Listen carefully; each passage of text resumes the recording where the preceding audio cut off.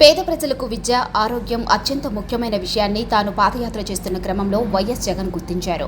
అందుకే అధికారంలోకి వచ్చిన తరువాత విద్యారంగంలో వినూత్నమైన సంస్కరణలకు శ్రీకారం చుట్టారు. విద్యారంగంలో తీసుకొని వచ్చిన మార్పుల గురించి తర్వాత మాట్లాడుకుందాం. వైద్య రంగంలో తీసుకొని వచ్చిన సంస్కరణలు బహుశా ఎవరు ఊహించి ఉండరు. ప్రభుత్వాసుపత్రుల రూపురేఖలు పూర్తిగా మారిపోయి అత్యాధునిక వైద్య సేవలు అందుబాటులోకి వచ్చాయి. గ్రామ, వార్డుల దాకా వైద్య సేవలు అందుబాటులోకి వచ్చాయి. వైద్యులే ప్రజల ఇంటికి వచ్చి ఆరోగ్య సేవలు అందిస్తున్నారు.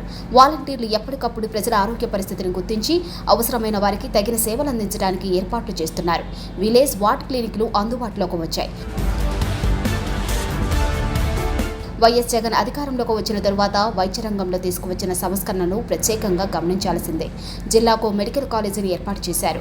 గత 5 ఏళ్ల కాలంలో వైద్య రంగంలో 55,000 మంది సిబ్బందిని నియమించారు. ఆరోగ్యశ్రీ పథకాన్ని విస్తరించారు.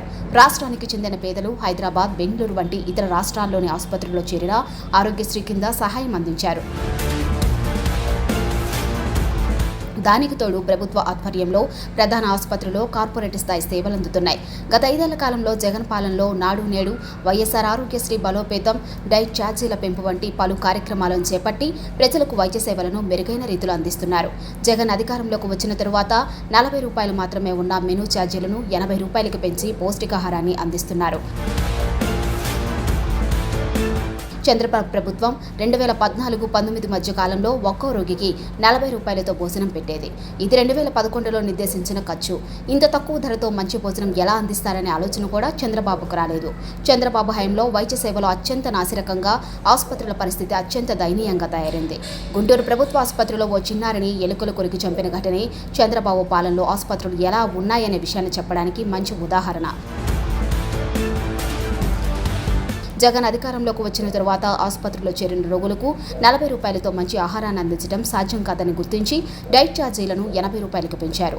రోగులకు ఉదయం, మధ్యాహ్నం, రాత్రి అందించేందుకు ప్రత్యేకంగా ఒక మెనూ తయారు చేశారు. 100 రూపాయలతో గర్భిణీలకు నిర్దేశించిన మెనూతో పాటు అదనంగా చిక్కీలు, రాగిజావ అందిస్తున్నారు. టీబీ, ఎయిడ్స్, మానసిక రోగులకు హై ప్రోటీన్ డైట్ అందిస్తున్నారు. ఉదయం, మధ్యాహ్నం, రాత్రి 3 పూటలా రోగులందరికీ కోడిగుడ్లు ఇస్తున్నారు.